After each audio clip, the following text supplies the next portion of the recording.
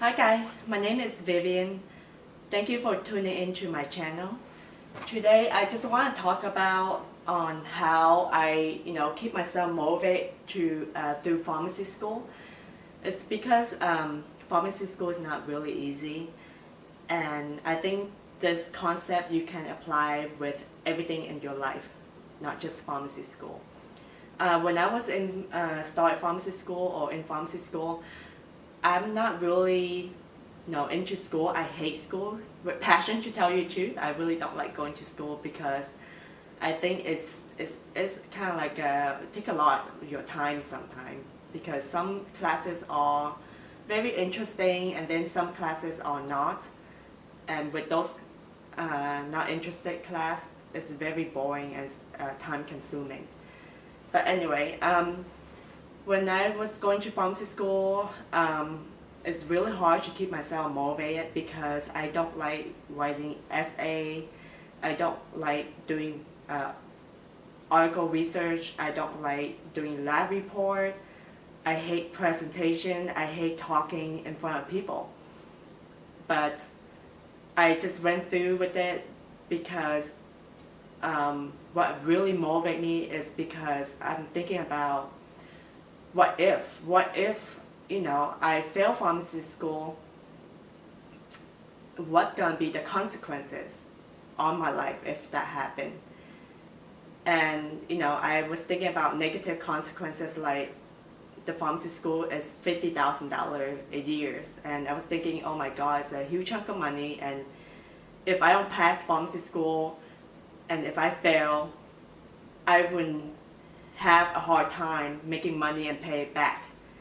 The second consequences that I think about is if what could happen to my life. For example, I don't want to work in a mediocre job with low pay. I don't want to live in a ghetto area, or go back to a ghetto area where I used to live.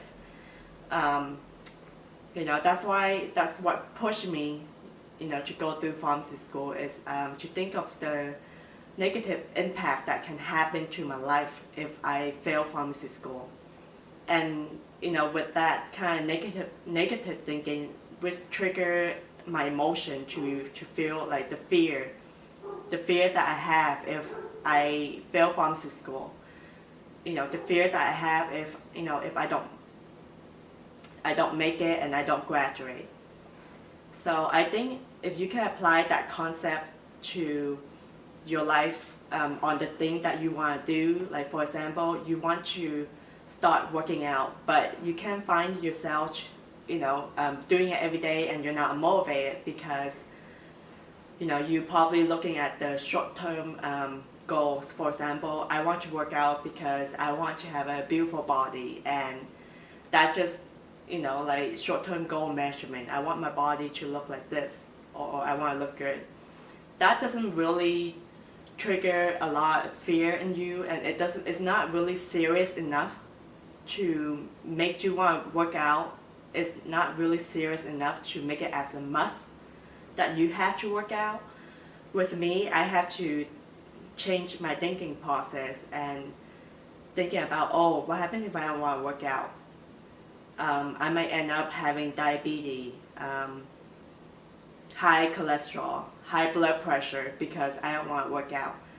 And I might end up paying thousands of dollars just to get diabetes drug. I might end up having my leg amputated because I have diabetes. It's not, because if you're not treating your diabetes, you can have blindness, and you might end up in the hospital and even die in the hospital. And with that kind of mental thought, it's kind of triggered me to work out, not because for the look, it's because it's for my health. And knowing that if I work out, it helped me to motivate me, to make me think that I should work out because it's a must. Because I don't want to have these disease and end up paying thousands of dollars for medications. And that triggered a fear in my head, thinking, oh my gosh, I don't want to poke myself 8 times a day just to measure my blood glucose because I have diabetes. Something like that. That's what motivated me to work out. And I encourage you guys to do the same thing and to think of something that kind of makes you kind of like, kind of makes you fearful. If you don't do this, what gonna happen? Like making you hold yourself accountable. I challenge you guys to work out every day for 30 days and trying to find a different motivation process.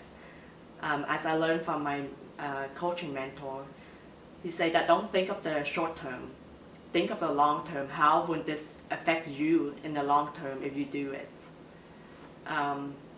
Anyway, thanks guys for watching my video. I really appreciate you guys coming on to my channel.